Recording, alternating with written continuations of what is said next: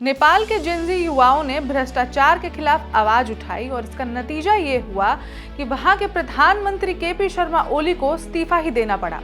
असल में कुछ दिन पहले सोशल मीडिया पर #NepoKids ट्रेंड करने लगा था।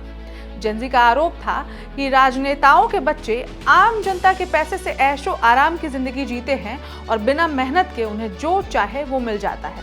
किसी को मिस नेपाल का खिताब मिला हुआ है तो किसी ने चैम्बर ऑफ कॉमर्स का चुनाव जीता हुआ है। जेनजी का कहना है कि ये सभी पावरफुल पेरेंट्स की औलादें हैं जिन्हें देश की जनता की गाढ़ी कमाई से पाला पोसा जाता है और फिर ये जनता के ही अधिकारों पर डाका डाल देते हैं। आपको मुद्दा तो मालूम है, लेकिन आखिर एग्जैक्टली वो कौन से नेताओं या लोगों के बच्चे हैं? आइए जानते हैं वो कौन से नेपो किड्स हैं जिनकी आलीशान जिंदगी को लेकर जेनजी भड़के हुए हैं। नमस्कार, मैं ऋचा पराशर और आप देख रहे हैं वन इंडिया हिंदी। जो नेपो किड्स नेपाल में हो रही तबाही के पीछे का कारण है, इसमें सबसे पहला नाम सौगात थापा का है। सौगात थापा नेपाल के वो नेपो किड हैं जिन्होंने अपने पिता के नाम पर चैम्बर ऑफ कॉमर्स का चुनाव जीता। ये पूर्व कानून मंत्री बिंदु कुमार थापा के बेटे हैं। जेनजी का मानना है कि इन्हें अपने पिता की पहुंच का फायदा मिला। इसके अलावा इनकी लाइफस्टाइल भी आम नहीं थी। ये विदेश में रहते थे, महंगी गाड़ियों में घूमते थे और रहन सहन से लगता था जैसे किसी बड़े बिजनेसमैन के बेटे हों, लेकिन असल में इनके पिता एक नेता थे।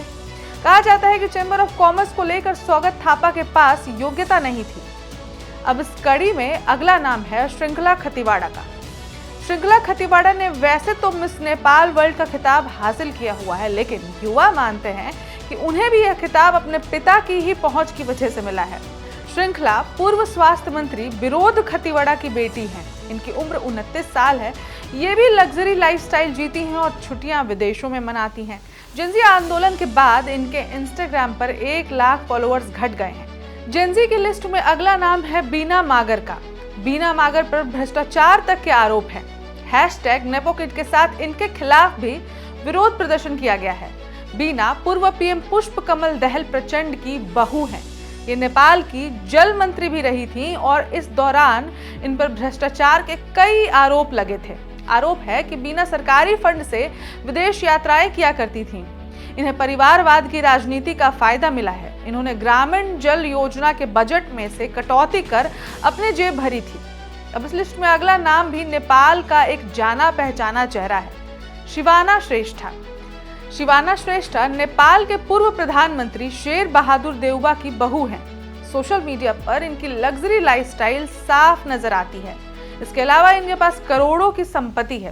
हालांकि नेपो किड्स की यह लिस्ट बहुत लंबी है, लेकिन नेपाल में इस हैशटैग ने नेताओं और उनके बच्चों की भव्य लाइफस्टाइल को बेनकाब कर दिया है।